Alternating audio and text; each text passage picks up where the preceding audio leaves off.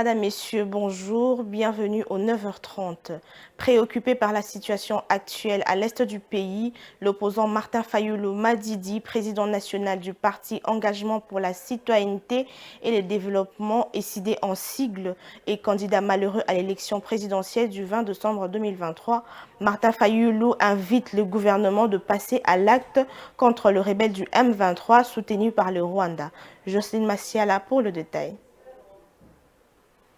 La situation actuelle dans l'est de la République démocratique du Congo, plus précisément dans la ville de Goma, n'a pas laissé indifférente la classe politique congolaise. La dernière est celle de l'opposant Martin Fayulu Madidi. Pour ce candidat malheureux à la présidentielle du 20 décembre 2023, la RDC doit passer à l'action face aux menaces récurrentes provenant du Rwanda, agissant sous couvert du mouvement rebelle du M23. L'avancée du M23 dans la zone environnante est très inquiétante et nous ne pouvons pas rester indifférents, a-t-il écrit sur son compte X. Cette préoccupation de Martin Fayulu autour de la situation sécuritaire actuelle est intervenue au lendemain du Conseil supérieur de la défense autour des ministres de l'Intérieur, de l'armée et de la police. À en croire Jean-Pierre Bemba, tout est mis en œuvre pour que la vie de Goma ne tombe pas.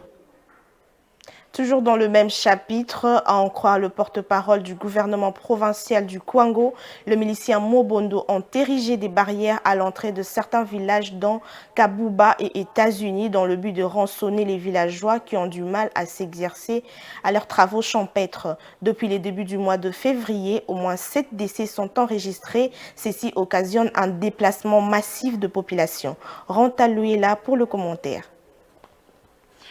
Le milicien Mobondo érige de barrières dans plusieurs villages après la récente attaque à la base de 7 morts à Bukangalonzo. Après l'attaque contre le village États-Unis au secteur Bukangalonzo la semaine dernière, la présence de miliciens Mobondo est signalée au groupement Makengo, non loin de la RN1. Ces assaillants y ont érigé des barrières à l'entrée du village et rançonnent les paisibles citoyens et les villageois ne savent plus s'émouvoir librement. Le milicien, par ces barrières érigées à l'entrée du village Kabuba sur la RN1, tente à avoir le contrôle de villages supplémentaires. Les villageois accèdent moyennant beaucoup de tracasseries. Même pour aller aux travaux champêtres devient difficile. Plusieurs villages sont pratiquement en otage. De la première semaine du mois de février, au moins 7 personnes ont été tuées dans ce secteur de Bukangalonzo sous la conduite d'un chef milicien Zéro Barré. Cette situation occasionne un déplacement massif de la population.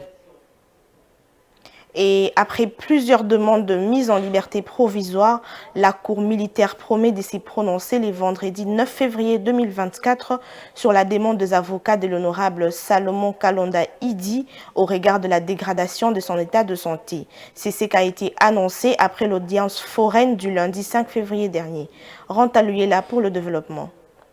La Cour militaire a poursuivi lundi 5 février l'affaire Salomon Kalonda Idi en audience foraine à la prison militaire de Ndolo. L'auditorat militaire avait requis 19 médecins, ceux de la clinique universitaire de Kinshasa et de l'hôpital général de référence de Kinshasa ex-Mamaimo, lesquels ont établi réellement que l'état de santé de Salomon Kalonda nécessite une bonne prise en charge. La Cour va donc se prononcer le vendredi 9 février sur la demande de mise en liberté provisoire sollicitée par les prévenus. Elle accède à la demande du ministère public qui sollicite 48 heures. 48 heures tombe jeudi. Or jeudi, ça sera jeudi, il y a les audiences qui sont prévues. Donc nous allons renvoyer pour le vendredi. Les avocats du prévenu ont à nouveau introduit une demande de mise en liberté provisoire au regard de la dégradation de l'état de santé de leur client pour lui permettre de se faire soigner à l'étranger. Ces avocats restent donc sereins. Nous avons introduit notre demande auprès de la Cour pour solliciter que M. Salomon Kalonda obtienne la liberté provisoire et qu'il aille voir un médecin spécialisé à l'étranger en vue de revenir pour se soigner. M. Salomon Kalonda a été élu. M. Salomon Kalonda a une résidence connue. M. Salomon Kalonda a une attache,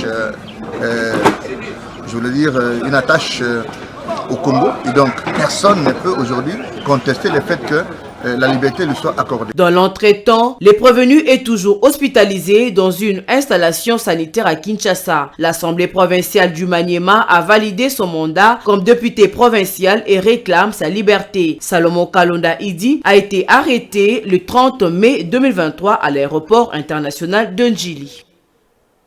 Et clôturant ces bulletins en sport, les léopards de la République démocratique du Congo affronteront les éléphants de la Côte d'Ivoire.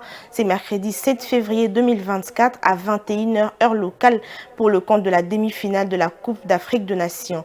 Lors de la conférence de presse d'avant-match, les sélectionneurs congolais Sébastien Desabre, accompagné de Charles Piquel, s'est prononcé par rapport au match contre la Côte d'Ivoire et rassure que ces matchs sera aussi un moyen de passer le message sur les hostilités qui subit la population dans l'est de la RDC. Suivez.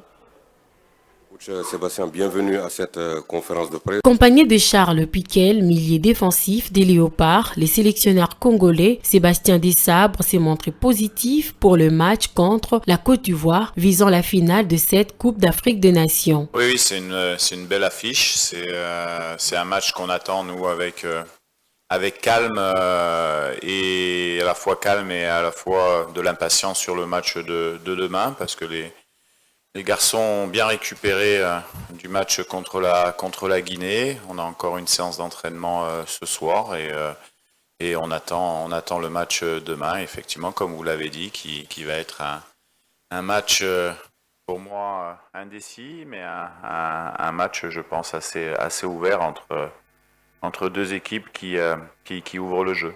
Lors de cette traditionnelle conférence de presse d'avant-match, Sébastien Desabre a rassuré la présence de Gaël Kakuta dans le groupe et a profité de cette occasion pour évoquer la situation sécuritaire dans la partie est de la République démocratique du Congo. Nous, mais tout le monde le sait, on veut des joueurs à 100%. Donc, parce que c'est des matchs de haut niveau avec des intensités, donc on a préféré travailler sur Gaël qui avait toute petite contracture à l'ischio, en fait, c'était pas grand-chose. Et effectivement, il est remis à 100% et sera disponible dans le groupe de demain si je souhaite. Nous, on va essayer de donner le maximum, de faire un bon match, de défendre haut les couleurs du Congo. Comme le disait Charles, que les gens qui souffrent soient fiers de nous, parce que en étant une équipe nationale au Congo, on a cette vocation-là aussi à donner de la joie et des sourires. Les joueurs le savent et forcément demain ça sera un match particulier parce que c'est une demi-finale, mais également un match particulier pour nous pour faire passer des messages d'attachement et de pensée à tous ceux qui souffrent au Congo. En mémoire des victimes des hostilités dans l'est de la RDC, la FECOFA lance un message de compassion et de solidarité par les ports d'un brassard noir sur le bras droit lors de la rencontre contre la Côte d'Ivoire. C'est la fin de ces bulletins, Madame, Messieurs. Merci de l'avoir suivi. Restez branchés sur Mandiko TV. Une pensée, un écrit.